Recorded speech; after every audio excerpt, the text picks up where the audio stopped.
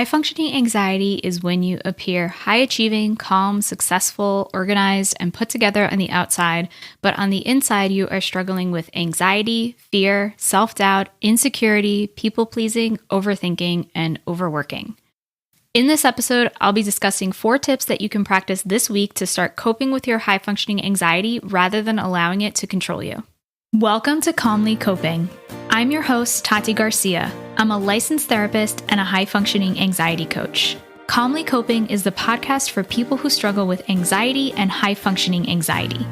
Each Wednesday, you'll hear informative episodes with actionable tips about decreasing anxiety, adopting a healthy mindset, and managing your time and energy so you can live a calm and balanced life.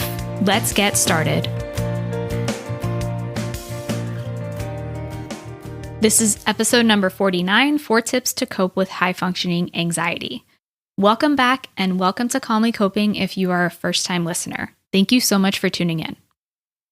So when you struggle with high-functioning anxiety, you're often doing pretty well externally, and you probably have pretty high expectations and standards for yourself, but it all comes at the expense of putting your needs last. And what comes first? Work, saying yes to others because you feel guilty, aiming higher and achieving more, responsibilities, chores, to-do lists, being liked by others, and more. So these aren't inherently bad things. Many of them are actually good things. But the problem comes when your behaviors are being driven by fear and insecurity and the fear that you aren't good enough, rather than being driven by you feeling whole from within first. So I want you to remember that you are whole and complete exactly as you are. And you don't need to prove that to anybody by working harder, checking everything off your to-do list, being the perfect parent, and always doing everything perfectly. It's impossible anyway. So here are my 4 tips that you can practice this week to start coping with your high-functioning anxiety rather than allowing it to control you. Tip number 1, at the risk of sounding cheesy, is to remember how unique and amazing you are. I mean it. You have so many incredible strengths that I can guarantee you don't even realize. Anytime you compare yourself to somebody else, or doubt if another person likes you, or fear that you're not good enough, I promise that you're being way too hard on yourself. So I want you to practice making a list of your strengths and identify all the amazing qualities you have. If this sounds hard for you, then that's okay.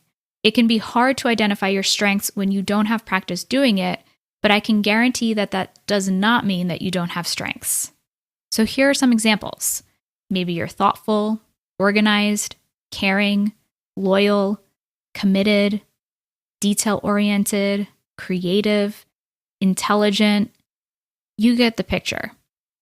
Take some time to think of what your personal strengths are, and maybe put this in a place where you can easily see it so that you can be reminded in those moments where you're feeling doubtful or insecure. Tip number 2 is to practice self-compassion and speak to yourself like you would to a friend. So do you tend to be really hard on yourself? Do you put a lot of pressure on yourself and expect everything to be perfect and feel like a failure if it's not? At some point in your life, you may have learned to be hard on yourself as a way of motivating yourself and avoiding failure, such as in school. But being hard on yourself doesn't make you do better. It makes you feel so much worse. Would you say half of the things you say to yourself to a good friend of yours? You probably wouldn't. So try changing the way that you speak to yourself. An easy way to practice this is to speak to yourself like you would to a friend. So think of a struggle that you're currently going through. I want you to bring it to mind right now and reflect on how you're currently speaking to yourself when it comes to this struggle. Are you having thoughts like, why is this so hard for me? I can't believe this. I can't do anything right. How come I can never stay on track or be consistent with anything? Other people must be doing it better than me. These are just some examples, but think of what comes to mind for you when it comes to how you speak to yourself regarding your struggles. Now, I want you to think of what you would say to a friend who's going through the same struggle you're going through right now. How might that be different? Maybe you would say to your friend, "It's really hard to feel this way, but I'm here for you." Or, "You're being really hard on yourself, and I think you have a lot more strengths than you realize." Or, "Everything's going to be okay. It might feel hard right now, but it won't feel this way forever." So, coming from a place of compassion and extending that to yourself can be really transformative in coping with high functioning anxiety. Before we get to tip number 3, I want to mention that I have a free PDF where I have all of these 4 tips along with spaces for journaling so that you can implement them. If you want to download this PDF with my 4 tips to overcome high functioning anxiety, then you can go to calmlycoping.com/4 tips. So again, that's calmlycoping.com/4 tips. And you can download that PDF. So tip number 3 is to listen to your body and take it easy when you need to. So it's so easy to push through the signs that your body is giving you that it's time for a break. These signs can look like tiredness, headaches, muscle tension, hunger, difficult emotions like anxiety, irritability, and frustration, difficulty concentrating, and more. So these signs don't mean that you're not good enough to do what you have to do and to keep pushing through. It's not a reflection of who you are as a person. Doesn't mean that there's something wrong with you. It just means that you're human. So practice listening to the signals your body is giving you, whether they are physical or emotional, and ask yourself, what does my body need right now? Is it time for a break, a nap, a walk around the block? Practice tuning into yourself and what your body is telling you. And tip number 4 is to practice physical relaxation to release tension. So anxiety is very physical, and it can feel like difficulty breathing, jaw tension, muscle tightness, twitches, increased heart rate, headaches, and so much more. I've heard from a lot of clients that they struggle with tension in their jaw, and this can actually result in grinding your teeth or feeling pain when you wake up in the morning. I used to struggle a lot with difficulty breathing and tension on my chest. And even when I was younger, I used to have twitches like in my face. I would twitch my nose. And you might experience some of these physical symptoms from anxiety. So that's when it can help to practice taking deep breaths and intentionally releasing the tension that builds up in your body that you might not even be aware of. Because the thing is, since this is traveling with you throughout your day and you might be so caught up in your head, you may not even be aware of all that tension and that buildup that you're holding onto in your body. So one way to do this is to do a quick mental scan through your body. So if you're in a safe space now, try practicing this and bringing attention from your head to your toes. So recognize and focus on the top of your head, your face, your jaw, your neck, shoulders. And as you're going through, pay attention and see if you notice tension anywhere in your body.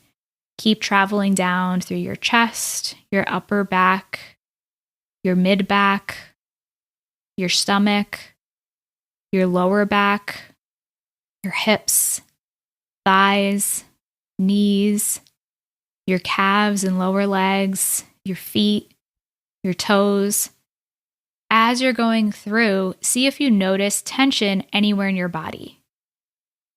And then breathe into that area where you notice tension and slowly release the tension and keep practicing that throughout the day. Because as you go throughout your day, the tension is probably going to return. So I think this can be a great practice and reminder to bring back to yourself. Because the thing is, when you're actually focusing on releasing that tension, that is bringing more calm into your body and less of that stress and anxiety. Because it becomes a feedback loop. The more tension you hold in your body, the more anxious thoughts you're going to have. And so if you can release some of that tension in your body, then it's going to result in less anxious thoughts coming up. So start small and practice one of these coping mechanisms this week and see if you notice a difference. The first step is awareness, so start by bringing awareness to the moments where you're hard on yourself, experiencing muscle tension, or you're pushing past your limits, and then try changing that behavior. So put this into action and then let me know how it helps. I'd love to hear your feedback. You can share your thoughts in my free Facebook group for high achievers with high functioning anxiety, Calmly Coping. You can go to calmlycoping.com/group to join. And if you found this podcast episode informative, please leave me a review on iTunes letting me know your thoughts. It really helps me out. And while you wait for next week's episode, I have other episodes about decreasing anxiety, adopting a healthy mindset, and managing your time and energy. Thanks so much for tuning in today. And until next time, be calm. Thanks so much for listening. If you like what you heard, please share this episode with a friend. And please subscribe and leave me a review on iTunes. Also, remember to check me out online at calmlycoping.com and connect with me on Instagram at TatianaGLPC. All content here is for informational purposes only. This content does not replace the professional judgment of your own mental health provider. Please consult a licensed mental health professional for all individual questions and issues. Till next time, I'm Tati, and this has been Calmly Coping.